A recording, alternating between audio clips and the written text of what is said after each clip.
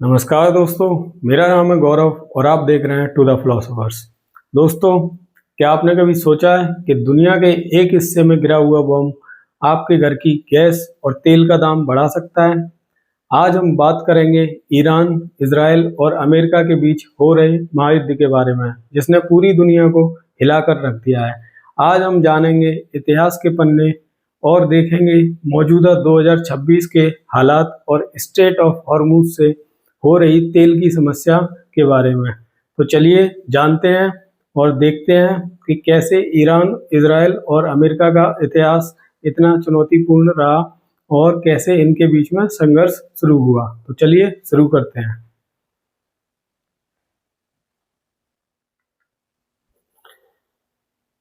तो आइए जानते हैं अमेरिका और ईरान का इतिहास और कैसे इन दोनों देशों में ही दुश्मनी बढ़ी। तो यहाँ पे मैं आपको बताना चाहूँगा 1953 में अमेरिका और यूके की स्पेशल एजेंसीज जो CIA और MI6 थी, उन्होंने क्या किया, वहाँ के प्रधानमंत्री जो मोहम्मद मुसद्दिकी थे उनको उनकी गद्दी से हटा दिया और उनकी जगह वेस्टर्न फेवर वाला एक राजा बैठा दिया जो कि पश्चिमी देशों के फेवर में काम करेगा। तो 1953 में वो राजा बनाया गया और 16 साल तक उसने वेस्टर्न कंट्रीज को अपनी फेवर दिया और अपनी कंट्री के जो रिसोर्सेज थे उनको यूज करने दिया। किसको? अमेरिका और अदर वेस्टर्न कंट्रीज को। लेकिन 1979 वो साल था जब उनके जो वेस्टर्न नेता था जो ईरान में राज कर रहा था उसको गद्दी से हटाया, क्योंकि लोग इतना परेशान हो गए थे और प्रदर्शन करने लग गए। और वहाँ पर क्या हुआ, अयतुल्ला खामेनी को उनका सुप्रीम लीडर बनाया और ईरान पर उन्होंने उसको राज को स्थापित किया। लेकिन तब से ही अमेरिका क्या हुआ, ईरान का दुश्मन बन गया। अमेरिका वहाँ से अमेरिका की जो राज्य था, अमेरिका जो प्रॉफिट चाहता था वहाँ से ईरान से वो उसे मिलना बंद हो गया और अयतुल्ला खामेनी ने अपने रिसोर्सेज अपने पास रखे। इसलिए 40 साल तक उनके बीच में और संघर्ष चलता रहा और अमेरिका अलग उनसे दुश्मनी कर बैठा। तो यहाँ आप देख सकते हैं, मैंने यहाँ पे नोट्स बना रखे हैं। 1953 में PM मोहम्मद मुसद्दिकी को हटा दिया गद्दी से। 1979 में इस्लामिक रिवॉल्यूशन हुआ ईरान के अंदर, जहाँ क्या हुआ, हमारे अयतुल्ला खामेनी को सुप्रीम लीडर बना दिया गया। क्या बना दिया गया? Supreme leader. उसके बाद 40 साल तक इन दोनों ही देशों में दुश्मनी हो गई, क्योंकि अयतुल्ला खामेनी जो थे वो फुली ईरान के फेवर में और ईरान के रिसोर्सेज उसी की कंट्री में यूज हो उनके फेवर में थे। तो अब हम आगे देखते हैं कि 40 साल बाद यहाँ पर क्या हुआ इन दोनों ही देशों के बीच में। यहाँ आप देख सकते हैं द न्यूक्लियर एस्केलेशन, क्योंकि ईरान अयतुल्ला खामेनी के अंडर में था, अयतुल्ला खामेनी सुप्रीम लीडर थे, तो वो अपने देश को भी अपने न्यूक्लियर पावर को दिलाना चाह रहे थे। जैसे कि अमेरिका के पास, पाकिस्तान के पास, भारत के पास, यूनाइटेड किंगडम के पास अपने अपने न्यूक्लियर पावर हैं, नॉर्थ कोरिया के पास न्यूक्लियर वेपन्स हैं, एटॉमिक हथियार हैं, जिनसे कि बहुत बड़ी तबाही मच सकती है। तो ईरान के सुप्रीम लीडर और ईरान ने भी यही सोचा कि हम भी अपने देश में न्यूक्लियर पावर डेवलप करेंगे, जिससे कि उस एरिया में उनका कब्जा, जो मिडिल ईस्ट में कब्जा होगा ईरान का, वो और बढ़ जाएगा। और इजराइल इस बात पे इसलिए परेशान था क्योंकि इजराइल को खतरा था कि अगर ईरान के हाथ में न्यूक्लियर वेपन मिल गया तो ईरान भी इजराइल पे कब्जा कर लेगा। इसीलिए सेल्फ डिफेंस में इजराइल ने ईरान पर हमला करना शुरू किया। उसके बारे में हम आगे वीडियो में बात करेंगे।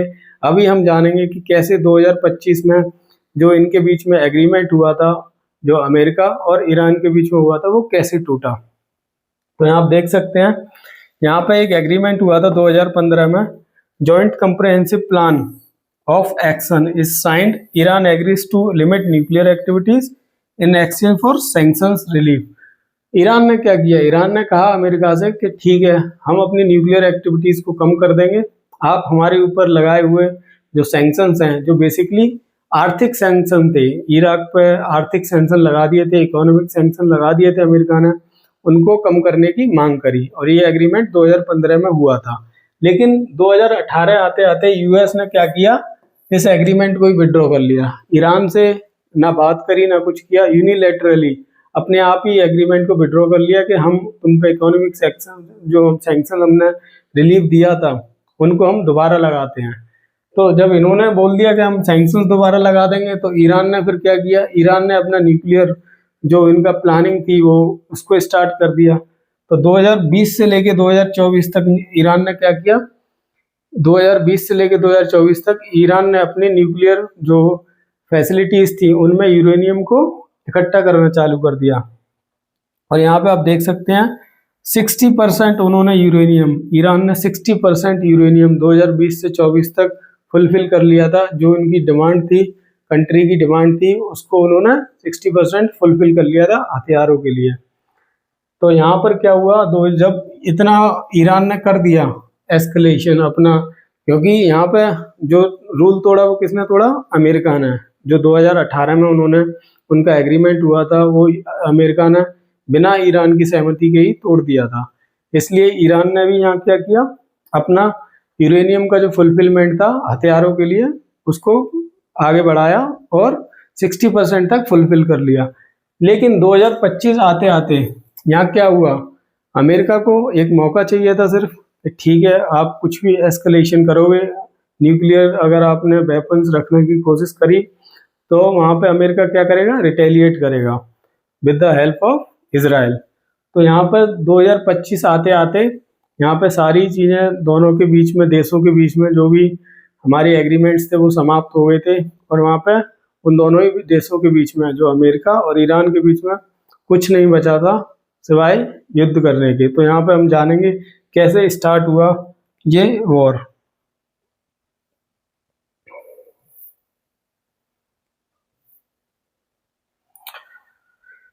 यहाँ आप देख सकते हैं द बिल्ड अप टू 2026। 2026 में क्या हुआ कि जब 2024 तक न्यूक्लियर उन्होंने यूरेनियम को इकट्ठा कर लिया, 2025 तक उनके बीच में अमेरिका और ईरान के बीच में कुछ भी बचा नहीं। तब क्या हुआ, क्योंकि ईरान में पुअर मैनेजमेंट था, इंफ्रास्ट्रक्चर पुअर था और यहाँ पे फाइनेंशियल क्राइसिस भी आ रखा था ईरान में। इसीलिए ईरान में क्या हुआ, अंदर ही अंदर प्रोटेस्ट होने लग गए। प्रोटेस्ट, लोगों ने प्रदर्शन किया। प्रदर्शन करने के साथ साथ फिर क्या हुआ, फिर एक पॉइंट ऐसा आया जब लोग, अमेरिका और इजराइल को लगा कि ठीक है यही पॉइंट है कि जब हम हमला कर सकते हैं। तभी इजराइल और अमेरिका ने क्या किया, हमला करना शुरू कर दिया। यहाँ हम पॉइंट्स को पढ़ेंगे और समझेंगे। Domestic revolt, economic mismanagement and failing infrastructure sparked a massive internal protest in Iran. यहाँ पे आप देख सकते हैं इकोनॉमिक मिसमैनेजमेंट और फेलिंग इंफ्रास्ट्रक्चर। ना तो इंफ्रास्ट्रक्चर ठीक है ईरान का इस समय, ना ही इकोनॉमिक मिसमैनेजमेंट, जो इकोनॉमिक जो स्थिति है वो सही है, क्योंकि लोगों को वो जॉब दे नहीं पा रहे। आपने कुछ समय पहले न्यूज़ भी देखी होगी, जो वहाँ की वीडियोज आती थी यूथ की, जो युवा है वहाँ का, उसको जॉब नहीं मिल रही थी और अब तो जंग के हालात हैं। उसके बाद आप देख सकते हैं यूएस और इजराइल की जो इंटेलिजेंस थी, उन्होंने वही फाइंड आउट किया कि इस देश में अब यही असली मौका है जब हम अटैक कर सकते हैं। और वहाँ पे उन्होंने क्या किया, जो भी सीरिया और लेबनान में वहाँ पे ईरान के क्या थे डिफेंस सिस्टम थे, उनको क्या किया, तबाह कर दिया। Simultaneously, covert operations degraded Iran's forward defense networks in Syria and Lebanon, blinding early warning radar systems। सारे वहाँ के क्या कर दिए, रडार सिस्टम्स खत्म कर दिए, जो ईरान ने कहाँ लगा रखे थे, सीरिया और लेबनान में। अब हम आगे देखेंगे,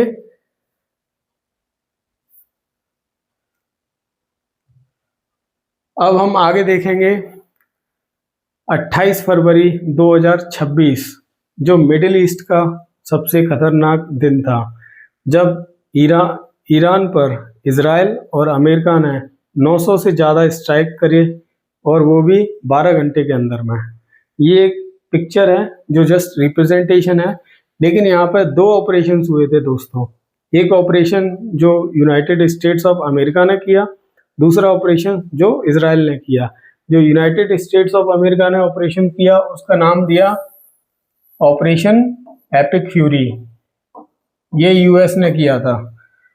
और जो ऑपरेशन इजराइल ने किया था वो था ऑपरेशन रोरिंग लाइन। तो ऑपरेशन एपिक फ्यूरी के तहत और रोरिंग लाइन के तहत इन दोनों ही देशों ने, अमेरिका और इजराइल ने 900 से ज़्यादा अटैक्स किए, स्ट्राइक्स किए 12 घंटे के भीतर ईरान की फैसिलिटीज़ पे। फैसिलिटीज़ भी वो जो न्यूक्लियर वेपन्स हों, जहाँ पे उसकी बैलिस्टिक मिसाइल्स हों या फिर टैंक्स वगैरह रखे हों, वो फैसिलिटीज़ को उन्होंने तबाह करने की कोशिश करी। और जो ऑपरेशन इनका फ्यूरी था, जो इजराइल का फ्यूरी ऑपरेशन था, यहाँ आप देख सकते हैं, सॉरी, जो ऑपरेशन रोरिंग लाइन था इजराइल का, उन्होंने क्या किया, the Israeli counterpart focused on neutralising immediate retaliatory threats from Hezbollah and Hamas. जो हिजबुल्ला और हमास जो ग्रुप्स हैं ईरान के अंदर, उनको डिस्ट्रॉय करने का काम किया। कि अगर यहाँ पे क्या हो रहा था, यहाँ पे इजराइल और अमेरिका दोनों ही अपने अपने जो ऑपरेशंस हैं वो चला रहे थे। और इसके तहत उन्होंने क्या पाया कि यहाँ से हिजबुल्ला और हमास दोनों ही जो ग्रुप्स हैं ईरान के अंदर, वो क्या करेंगे, हमले करेंगे किस पर, इजराइल की फैसिलिटीज़ पर। तो इजराइल ने पहले ही ये ऑपरेशन रोरिंग लाइन चला दिया, जिससे कि वो पहले हमला करें, उससे पहले ये हमला कर दें तो वो पहले ही तबाह हो जाए। अब हम आगे देखेंगे।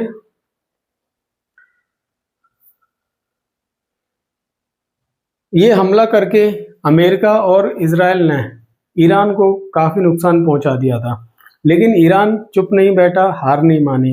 ईरान ने तुरंत रिटेलिएट किया और जो एक्शन था उसका, उस सब का नतीजा आज हम भी भुगत रहे हैं। उन्होंने क्या किया, स्ट्रेट ऑफ हॉर्मुज, ये है स्ट्रेट ऑफ हॉर्मुज।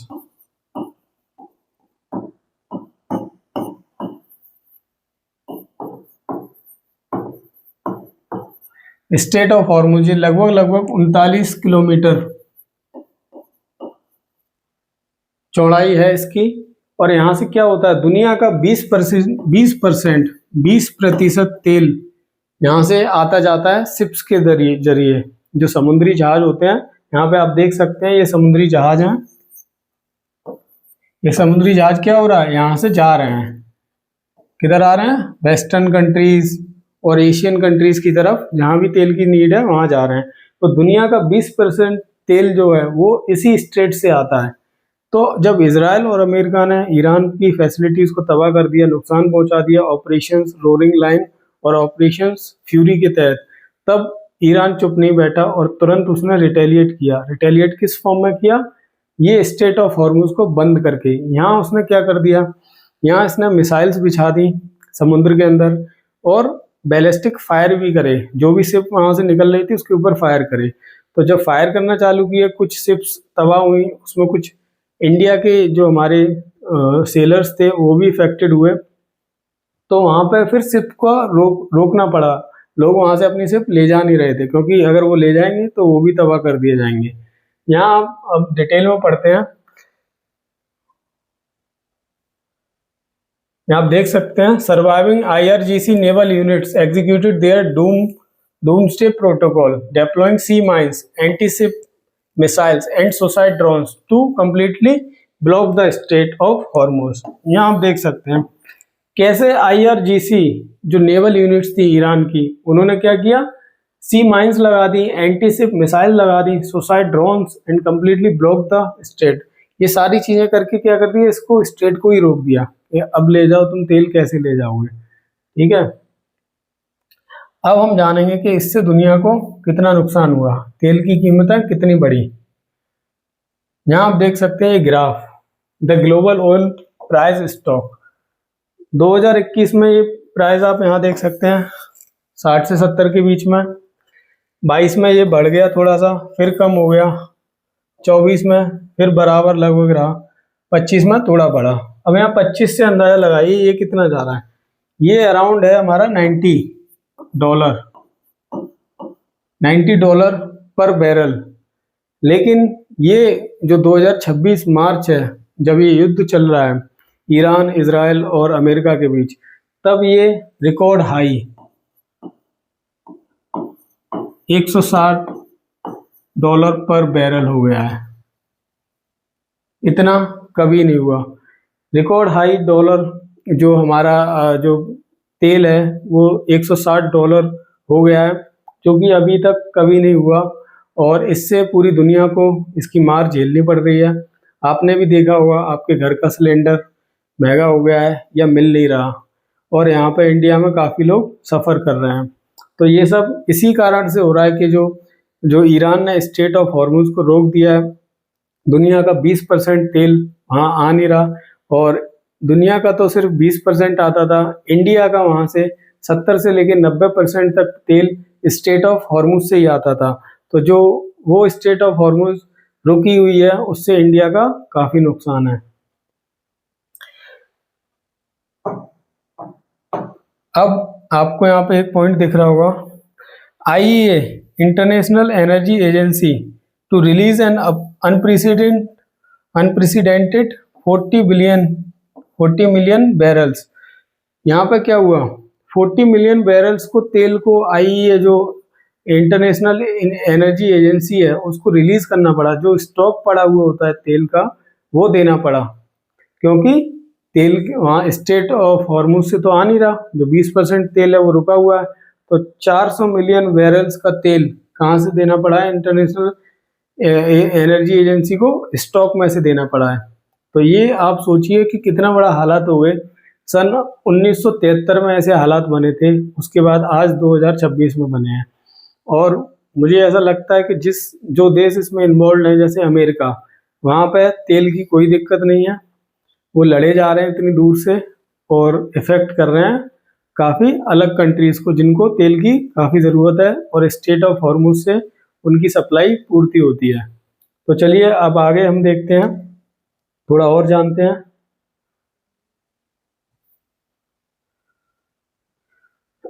यहाँ हम देखेंगे एनर्जी इंफ्रास्ट्रक्चर जो ईरान ने टारगेट किए।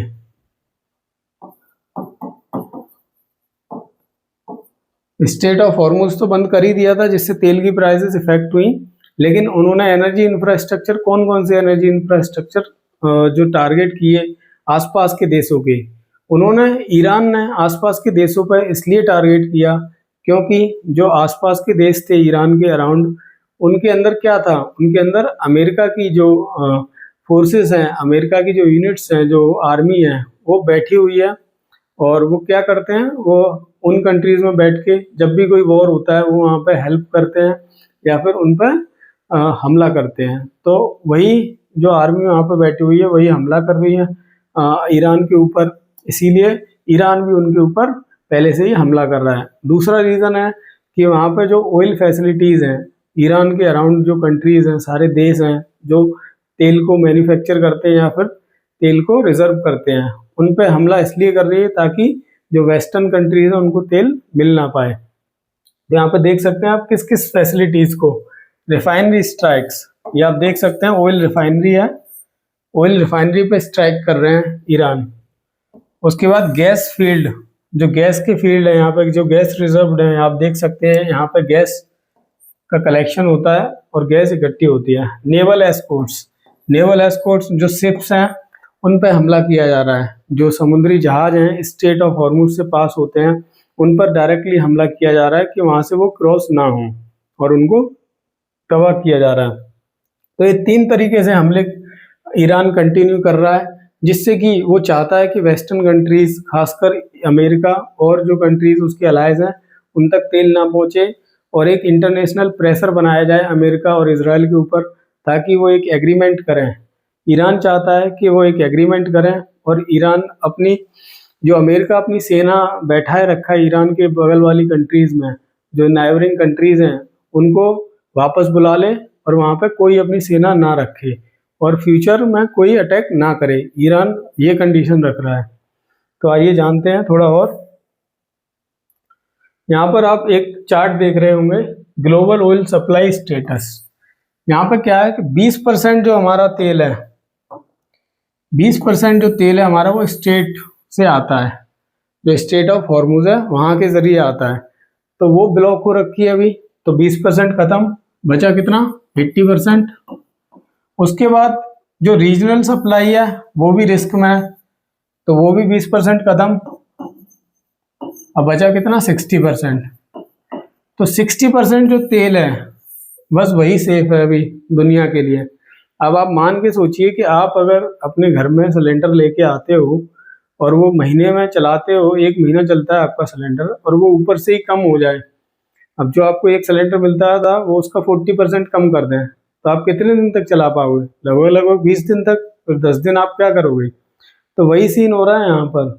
जब आपको गैस और ऑयल जो चाहिए वो 100% चाहिए और आपको सिर्फ 60% मिल रहा है, तो क्राइसिस तो आएगा ही आएगा। रिजर्व जो अभी मैंने बताया आपको, इंटरनेशनल एनर्जी एजेंसी ने 400 मिलियन बैरल जो हमें दिया है, हमें मतलब वर्ल्ड को दिया है, जहाँ जहाँ जरूरत थी वो अपने स्टॉक से दिया है। लेकिन स्टॉक कब तक लास्ट करेगा, कब तक रहेगा?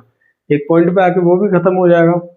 तो इसलिए जो ये हमारा रिस्क है, जो हमारा ब्लॉक हो रखा है स्ट्रेट, इसका ओपन होना बहुत ज़रूरी है। और इसके लिए या तो ईरान वॉर में डिफीट हो या फिर अमेरिका और इजराइल एग्रीमेंट करें ईरान से उसकी शर्तों पर। तो ये दोनों ही काम अभी नहीं होते हुए दिख रहे हैं, अभी सिर्फ वॉर हो रही है, जिससे क्या है, इंडिया जैसे देश काफ़ी इफेक्टेड है। तो यहाँ पर अब हम और आगे चल के देखते हैं थोड़े और इसके इफेक्ट्स।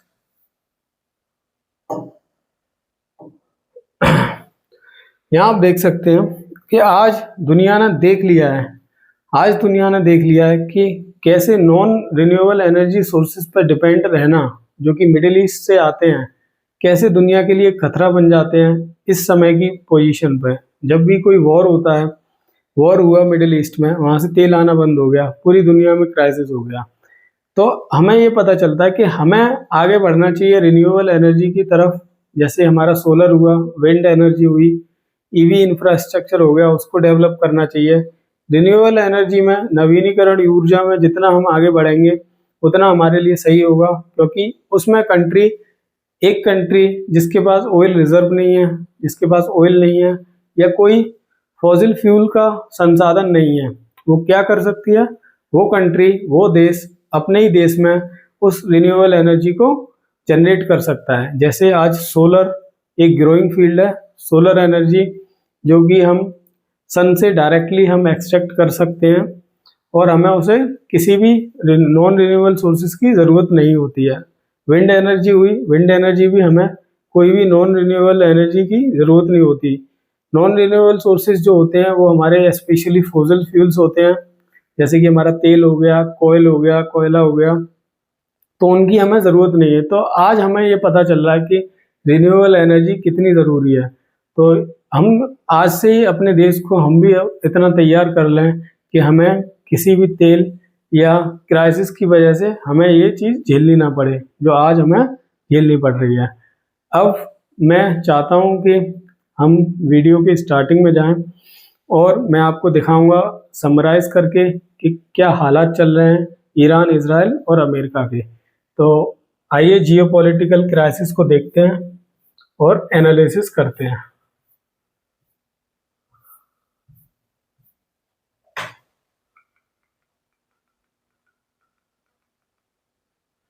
यहाँ आप देख सकते हैं जियोपॉलिटिकल एनालिसिस। यहाँ मैंने समराइज किया है, जो मैंने प्रिपरेशन करी थी, पूरा जो चार्ट्स बनाए हैं, तो मैंने इस चार्ट में मैंने समराइज किया है कि क्या अभी जियोपॉलिटिकल सिचुएशन चल रही है वर्ल्ड में।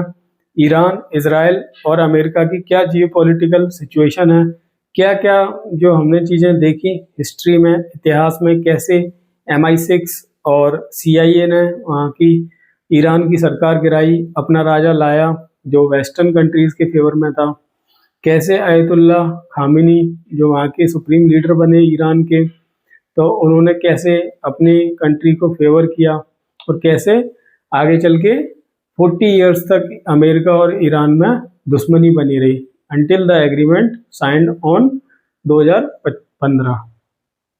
तो यहाँ हम देख सकते हैं, ये मैंने जो चार्ट प्रिपेयर किया है, यहाँ आप देख सकते हैं एनालाइज करने के roots of conflict and oil politics. यहाँ आप देख सकते हैं, देखिए अपने अपने दोनों ही तीनों कंट्री के अपने अपने फायदे और नुकसान हैं, जिस वजह से ये युद्ध लड़ा जा रहा है। तो यहाँ आप देख सकते हैं अमेरिका का क्या है, strategic interest and sanctions. America के क्या है, उसकी इंटरेस्ट है, अमेरिका की क्या इंटरेस्ट है कि जितना वो काबू रखेगा मिडिल ईस्ट पे, उनकी ऑयल फैसिलिटीज पे, उतना उसको ऑयल सस्ता मिलेगा और वहां से वो काफी इकोनॉमिक बेनिफिट कब कर सकता है।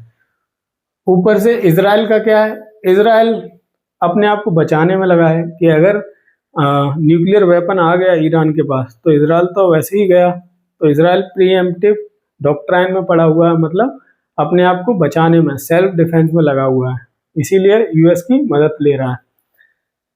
ईरान ईरान रीजनल इन्फ्लुएंस में चाहता है, ईरान चाहता है कि उसका वर्चस्व उस एक मिडिल ईस्ट के एरिया में बना रहे, न्यूक्लियर ताकत मिल जाए, उसके न्यूक्लियर वेपन्स मिल जाए, एटॉमिक हथियार अगर वो डेवलप कर लेगा तो वो दुनिया को भी डरा सकता है। ठीक है, तो अभी आपने अगर लेटेस्ट न्यूज़ देखी हो तो इजराइल के जो लीडर हैं उन्होंने बोला है कि अमेरिका के एलाई इजराइल है और अमेरिका लीडर है और वो उनकी मदद कर रहा है। अब यहाँ पे आप देख सकते हैं प्री 2026 एस्केलेशन, 2026 में जो एस्केलेशन स्टार्ट हुआ था वो किस वजह से हुआ था। पहला तो न्यूक्लियर डील कोलैप्स हो गई थी, जो 2015 की डील थी, जो 2018 में अमेरिका ने क्या कर दी थी, 2018 में कैंसिल कर दी थी डील। फिर 2020 से 24 तक क्या किया था ईरान ने अपने न्यूक्लियर फैसिलिटीज को स्ट्रॉन्ग किया था भाई, 60% तक बढ़ा दिया था उन्होंने अपने न्यूक्लियर वेपन्स को, और यूरेनियम को जो बढ़ा दिया था, कितना 60% फुलफिलमेंट कर लिया था उन्होंने। तो उसके बाद अब हम आते हैं the 2026 trigger and global energy shock. अब यहाँ आप देख सकते हैं जो मैंने आपको बताया था, जो तेल की कीमतें हो गई हैं ईरान और अमेरिका और इजराइल के वॉर की वजह से, वो $160 से ज़्यादा पर प्रति बैरल हो गई हैं। तो $160 प्रति बैरल से ज़्यादा हो गई हैं, तो यहाँ पर दुनिया पड़ गई है चक्कर में। यहाँ पे जो तेल $75 का प्रति बैरल मिलता था वो अब $160 प्रति बैरल हो गया है, तो यहाँ काफ़ी परेशान है। Post crisis realignment and future implications. तो यहाँ पे पोस्ट क्राइसिस, अब यहाँ पे आप देखिए कि जैसे ही हमें पता चल रहा है कि नॉन रिन्यूएबल एनर्जी सोर्सेज अगर कम होते हैं और ईरान की वजह से अभी हमें जो देखने पड़ रहे हैं, अमेरिका की वजह से जो हमें चीज़ें देखनी पड़ रही है, एलपीजी की शॉर्टेज, अगर आप सिलेंडर खरीदते हो तो वो, या फिर तेल खरीदते हो तो वो भी महंगा हो गया है। तो ये सब किसकी वजह से हो रहे हैं, वॉर की वजह से हो रहे हैं। और हम डिपेंड किस पे हैं, नॉन रिन्यूएबल एनर्जी पे डिपेंड है, जो कि क्या है, तेल हुआ, कोयले हुए, गैस हुई वो। अगर हम चाहें तो हम सोलर और विंड पर डिपेंड हो सकते हैं, जो कि रिन्यूएबल एनर्जी है। तो ये हमारा फ्यूचरिस्टिक थिंकिंग होनी चाहिए कि हमें जो हमारा जो भविष्य है वो रिन्यूएबल एनर्जी होना चाहिए, ताकि हमें कभी भी क्राइसिस की सामना ना करना पड़े। तो ये जियोपॉलिटिकल शिफ्ट आप देख सकते हैं कि यहाँ हम क्या कर सकते हैं, न्यू अलायंसेस देख रही है दुनिया, कि जैसे भारत है, भारत का 70 to 80% तेल कहाँ से आता है, स्ट्रेट ऑफ हॉर्मुज से आता है। लेकिन अगर हम अपने एलाई और कहीं बना लें जो दूसरे रास्ते से हमें तेल भिजवा सकें, तो हमारा क्या होगा, थोड़ा शॉर्टेज कम होगी। लेकिन हम जैसे जैसे अभी सोलर के फील्ड में आगे बढ़ रहे हैं, हमें लगता है कि हम अपनी जो एनर्जी की डिमांड है वो हम काफ़ी हद तक सॉल्व कर लेंगे। व्हीकल्स होंगे, वो इलेक्ट्रिक व्हीकल्स अगर हम चलाएं, प्रेफर करें, तो वो बहुत ही सही रहेगा, क्योंकि वो बैटरी से चलते हैं और हम चाहें तो वो सोलर प्लांट लगा के उनको चार्ज भी कर सकते हैं। तो नॉन रिन्यूएबल एनर्जी की हमें ज़रूरत नहीं रहेगी।